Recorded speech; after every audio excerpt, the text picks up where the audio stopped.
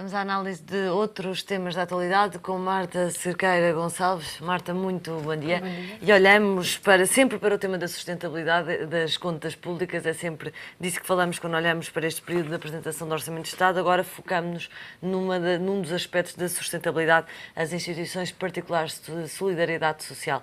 Como é que está assegurado nesta altura o financiamento destas instituições?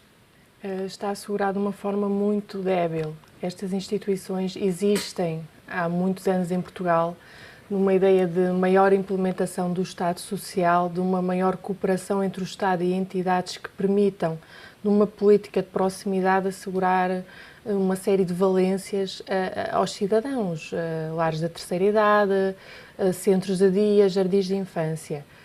A política de financiamento dessas instituições pautou-se sempre pela ideia do financiamento público. Todos os protocolos de cooperação, todos os protocolos existentes com estas entidades passam por um financiamento público, que neste momento se torna muito, muito débil. A ideia que tenho e das instituições com quem tenho contactado e a quem presta assessoria é de que estão há vários meses sem receberem os apoios estatais, com trabalhadores sem receberem, mas que mesmo assim continuam a trabalhar, continuam a prestar um serviço, não fazem greves, mantêm-se um bocadinho calados.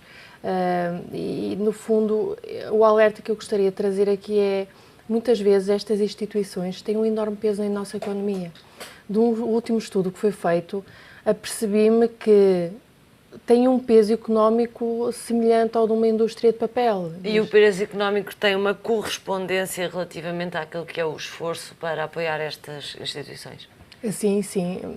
O peso económico delas é muito grande. Nós não nos apercebemos porque, infelizmente, não são muito destacados estes problemas. Mesmo na própria imprensa, não vemos muito debatidos este tipo de problemáticas, mas se repararmos, em muitas localidades, em muitas vilas e concelhos do nosso país, estes centros sociais e estas misericórdias continuam a ser, no fundo, o maior empregador neste momento.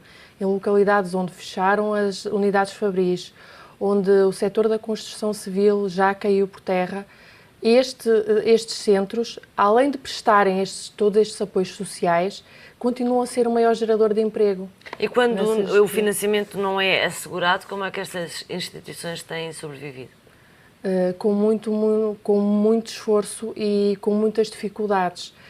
Uma das situações que tem acontecido agora com maior recorrência prende-se com o rendimento social de inserção.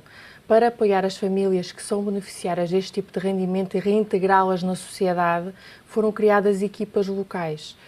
Equipas que, em determinado concelho, em determinada área geográfica, pretendem prestar um apoio mais próximo a essas famílias. E foram feitos protocolos entre a Segurança Social e uma série de entidades, em que se criaram uma equipa constituída por um número de elementos que é variável consoante o número de agregados familiares que se é preciso prestar assistência, com a garantia de que o financiamento seria assegurado pelo Instituto de Segurança Social, porque os próprios centros sociais já não conseguiriam arcar com essa despesa. Funcionou tudo muito bem, desde 2007 até agora tinha funcionado. O que sucede é que desde maio o financiamento parou. Há uma série de revisões a serem feitas e com a lei dos cabimentos financeiros não se consegue, pelo menos enquanto estão a rever protocolos, a ver se vão ser feitas adendas ou prorrogações, o financiamento parou. E como é que estas instituições se têm defendido, no fundo, perante essa insuficiência de financiamento?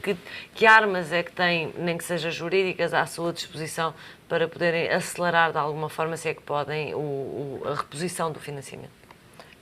Eles têm algumas armas jurídicas que se podem usar. Esses próprios protocolos têm determinado uma cláusula que diz que qualquer das partes, seja a instituição ou o próprio Instituto de Segurança Social, poderiam, no fundo, fazer cessar o protocolo no fundo, com base num incumprimento de alguma das partes. E neste momento está a haver incumprimento do Estado numa das suas obrigações, que seria o financiamento. Mas nesse cenário, então, a solução é acabar com algumas das IPSS? Seria acabar, mas com isso colocaríamos em risco as pessoas que lá trabalham nessas equipas e depois coloca-se uma outra questão que ainda não está definida. Os contratos de trabalho entre estes trabalhadores entre estes elementos destas equipas de rendimento social de inserção são feitos com a instituição na qual estão integrados. Coloca-se a questão de saber, saindo destes trabalhadores, quem os irá indemnizar. Se é a IPSS ou se é o Instituto de Segurança Social. As IPSS não têm forma de conseguir pagar indemnizações de valores avultados. É meu entendimento, e também de alguns juristas com os quais tenho falado, que não será, no fundo, a instituição a obrigação de pagar esta indemnização, porque se os contratos cessam, não é porque a instituição assim o quer, é porque algo de força maior se impôs. E, no fundo, esses protocolos não foram ainda cessados e estas situações não foram terminadas precisamente por isso, porque também precisamos de alguma clareza na legislação e nos pareceres técnicos que nos são dados para perceber, cessando estes contratos de trabalho, desde logo há a nossa aflição em perceber que há muita gente que vai ficar sem emprego. Sem emprego, claro. Estes trabalhadores e os centros sociais têm essa preocupação.